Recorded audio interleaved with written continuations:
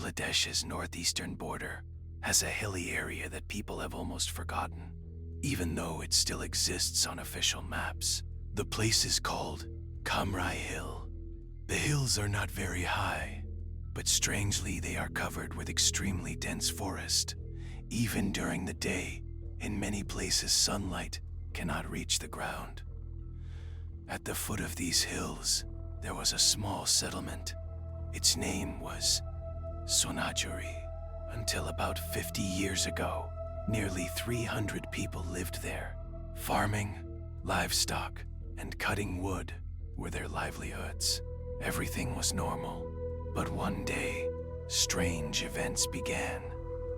At first, the villagers started hearing unusual sounds at night. Deep at night, from the direction of the hills, a sound would come, like iron doors scraping against something. Then, sometimes, another sound could be heard. The sound of people walking. But no one lived in the hills. One day, a young man from the village, his name was Jahir, went toward the hills at night. The next morning, he was found unconscious beside the river, near the village.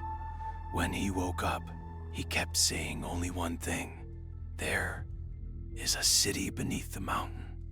They are still alive." No one believed him, but a few days later, Jahir suddenly disappeared. After that, one by one, people began to vanish. Some would go to sleep at night and never wake up in the morning. Some would go into the forest to cut wood and never return. Slowly, the entire Sonajuri village became empty. People moved to other places, and the area became abandoned. Many years later, in 2024, a young journalist from Dhaka, Rayhan Islam, heard the story of this place and went there. Rayhan used to report on mysterious incidents. He thought maybe it was just a rumor, but somehow the story was strangely pulling him. He set off toward Kamrai Hill with his camera, recorder, and bag. By evening, he reached the ruined village of Sonajuri. Seeing the condition of the village made his body feel strangely cold. All the houses had collapsed. The walls were covered with moss. It felt as if no one had stepped here for many years. But there was something strange. The doors of some houses were half open, as if someone had left in a hurry. Rayhan entered a broken house. Inside, there was dust and spiderwebs. But on the floor, there was an old diary. He opened it. On the first page, it was written, "If anyone reads this, do not go inside the mountain." Rayhan smiled a little. He began turning the pages. In the diary, it was written, "At first, we thought it was an earthquake. Sounds were coming from beneath the ground. Then one night we found the door." Rayhan's heart suddenly pounded. The door. He quickly opened the next page. There it was written, "Under the rocks of the mountain, there is a huge iron door. It opens by itself, and light comes from inside." Rayhan's body suddenly felt cold. Just then, a sound came from outside. Thump, as if someone was walking. He quickly went outside, but the village was empty. No one was there. Suddenly he noticed fresh footprints on the ground. They were leading toward the mountain. Rayhan turned on his torch and began following the footprints. Slowly he reached the rocky slope of the hill. Suddenly he stopped, because in front of him there really was something. A huge iron door set between the rocks. The door had turned black with rust, but from under the door, a faint red light was coming out. Ryan's chest began rising and falling rapidly. He stepped closer to the door. Just then, a sound came from inside the door. Slowly, it sounded like many people walking together. And then, a voice, very low, very cold. "Another one has come." Rayhan froze. Then suddenly the door began to open by itself. From inside came out deep darkness, and inside that darkness, a city. Yes, a huge city beneath the mountain. Broken roads, old buildings, and faint lights glowing in the distance. Rayhan stared in disbelief, but after a few seconds, he realized he was not alone. Many people were standing on the streets of the city, but they were not moving. They were just staring, all of them together. Their eyes, everyone's eyes were completely black. One of them slowly stepped forward. There was a strange smile on his face. He whispered, "We have been waiting for a long time, for someone new." Rayhan's torch suddenly went out. Darkness everywhere. The last thing he heard was countless voices saying together, "Now you will stay here." As soon as Rayhan stepped inside the door, it was as if the world had changed. Gradually he realized there really was a city beneath the mountain, but it was not a city for ordinary people. The roads were broken, debris of old bricks and stones scattered everywhere. The houses had no roofs, yet a faint red light glowed, as if someone still lived there. Rayhan held his torch in front and moved forward. At first, he noticed nothing, just silence. But with every step, it felt as if someone was watching him closely. Then, slowly, a figure began approaching him, but it was not a human. Its face was impossibly long, its skin pale, and its eyes completely black. An unnatural smile stretched across its face. Something inside Rayhan's chest seemed to break, but his curiosity also worked. He slowly asked, "You, who are you?" The shadow-like figure whispered, "I have been waiting for many years." Rayhan stepped back. At that moment, from another street in the city, more shadows began to emerge. Nearly 100 strange beings. They left no footprints, yet they were walking. Slowly, silently, all together, as if some force was controlling them. Rayhan realized these were not the lost people of Sinajari, but some kind of cursed shadows guarding this city for many years. Suddenly his eyes fell on a huge old temple in the center of the city. On the temple door, there was a mirror-like glass. People had said, no one can enter the inner sanctum, but in this mirror, he could see his own reflection. But Rayhan realized his reflection was slowly changing. Then suddenly a voice came from inside the mirror. "You are looking for us. We have found you." Rayhan turned around. The shadows were slowly surrounding him. Strange breathing sounds came from beneath the ground.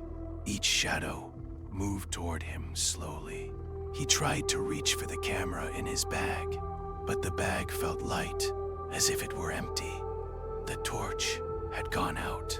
Suddenly, from inside the mirror, footsteps echoed, thump, thump, as if someone was walking from beneath the ground.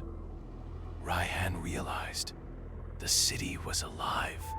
Every building, every street, even the air, it was all controlled by a curse. Within seconds, he noticed one of the shadows was slowly staring at the mirror. Its eyes were black, but light glowed from within. It whispered, "You can never go back. You will stay with us forever." Rayhan understood. The city was not just hidden beneath the mountain, but a living, cursed place that no one could leave at will. At that moment, all the strange beings in the city began whispering together in unison. A new one has come, a new guest. Rayhan wanted to scream, but no sound came out. His throat felt blocked. Breathing became painful. Suddenly, in the mirror, he saw his own face, but the eyes were black, an unnatural smile on his lips. The face slowly moved toward Rayhan. A terrifying feeling grew inside him. Someone else is here instead of me. Am I still alive? He turned around several times at once. The shadows had surrounded him. Slowly, they began moving deeper into the city. With every step, hands emerged from beneath the ground, everything slowly closing in around him. Before his eyes, all the buildings of the city suddenly merged into a massive shadow. And in the mirror, his reflection slowly took the place of the real Rayhan. The last thing he heard, a whisper echoing from every corner of the city. Welcome to our city. You are now one with us. He saw nothing more, but the villagers above the mountains still report that at night they see the red lights, strange shadows, and hear whispering sounds. The city Rayhan saw before his eyes was not just of the present. It had a deep history, but he did not know that. As soon as he entered, he noticed strange marks on the walls of the ruined buildings. The marks were not merely drawn. They seemed like curses etched by the lives of the city's long-gone inhabitants. As Rayhan moved forward with his torchlight, he suddenly found an old manuscript. The manuscript was covered in dust. It was handwritten. As he slowly flipped through the pages, he saw the manuscript described the lives of the city's residents from 100 years ago. It read, "We lived in happiness. Our lives were simple, but a sage came to the top of the mountain. He did not want our happiness. He wanted our souls to be under his control forever. One night, he built a temple land with blood, fire, and magic, imprisoned us. None of us can leave. We will live only like shadows. But if anyone dares to enter the mountain, we must welcome them. And those who enter, we must turn into new shadows." Rayhan began to tremble. The manuscript slipped from his hands. At that very moment, the figures inside the city began to move toward him. At first, they were not noticed, but looking into the mirror, they understood everything. The shadows slowly surrounded Rayhan. Their eyes were black. Their smiles were unnatural. Rayhan realized the city was surrounded by a magical curse, a curse that made it impossible for anyone to leave easily. Suddenly a voice, slow yet strong, was heard. "You are very brave, new guest, but do not break our rules. Leaving here is impossible." Rayhan wanted to run, but the city's streets seemed to shift on their own. Buildings slowly rose from the ground. The roads twisted as if trapping him. Suddenly, he looked at the mirror. His eyes were trapped within its frame. The reflection, Rayhan's face, was slowly turning into a shadow. It was not just frightening. Even his soul's existence was being trapped there. The shadows moved closer with slow thumping sounds. Hands emerged from beneath the ground. They slowly reached toward his feet, his hands. One shadow whispered, "All new guests, we make them part of our city. You will now stay with us." Rayhan froze, but suddenly he noticed, inside the city, in an old temple, there was a small lit room. Entering the room felt like the city's curse might lessen. Rayhan stepped forward firmly toward that room. The shadows were moving toward him, but he suddenly stepped forward. Inside the room, an old, broken, unconscious book. Opening the book, his eyes fell upon a method to break the curse. It read, "Anyone brave enough, if they dare, can break the city's curse. At night, look directly into the eyes of the shadows. Then say, 'I am not an eternal guest. I am myself.'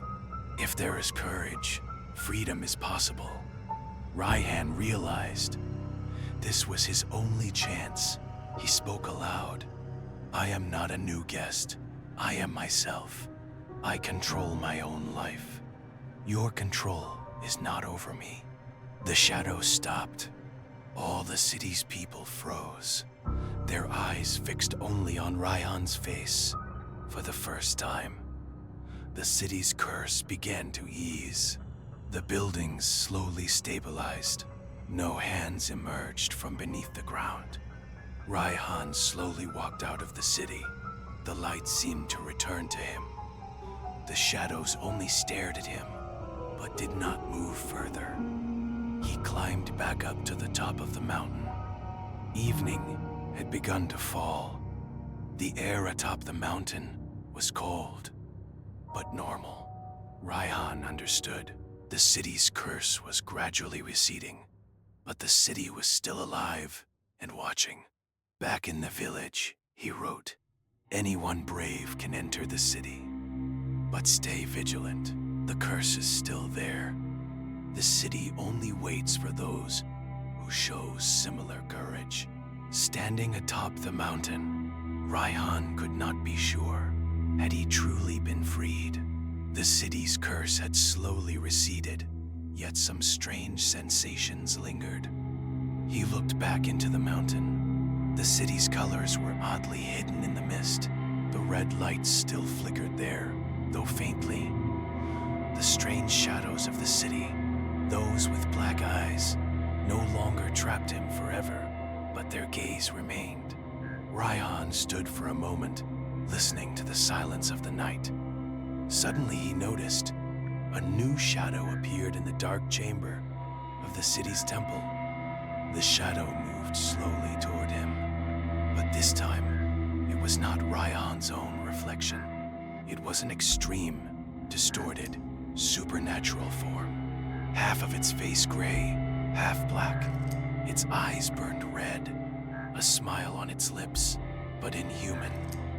Rayhan realized this was the true ruler of the city, the one who controlled the eternal shadows, the one who trapped every new guest. Now it stood before Rayhan himself. The shadow whispered, "You are brave. You fought the curse, yet you thought you would be free." Rayhan replied, "I control my life. I am no one's captive." The shadow slowly laughed. Its laughter made the trees on the mountain tremble. Suddenly, all the shadows within the city began spinning like a complex dance. They were not only circling Rayhan, they were gradually strengthening the city's curse. Rayhan realized the city had never been completely free. He had only escaped the grasp of the curse for a short while. Then the shadow whispered, "Now you know the truth. We all still live, but we only wait here for those who are brave, who dare to enter." Suddenly, before Rayhan's eyes, the entire city came alive. Voices whispered in the air, just for him. All the ruined buildings, the earth, the roads, the temple, everything was awake, aware. The city had only one goal: to make the new guest part of itself. Rayhan slowly climbed further up the mountain. With every step, it felt as if the city was calling him. Yet he forced his body forward. Finally, he reached the mountain's summit. He looked toward the village in the distance. No one was there. Only the red light flickered in the air toward the mountain. Suddenly, he heard a whisper in his ear. "If you return again, you will no longer be yourself. We will welcome you." Rayhan understood. The curse would never fully end. The city was alive. The city coexisted with the world like a silent shadow.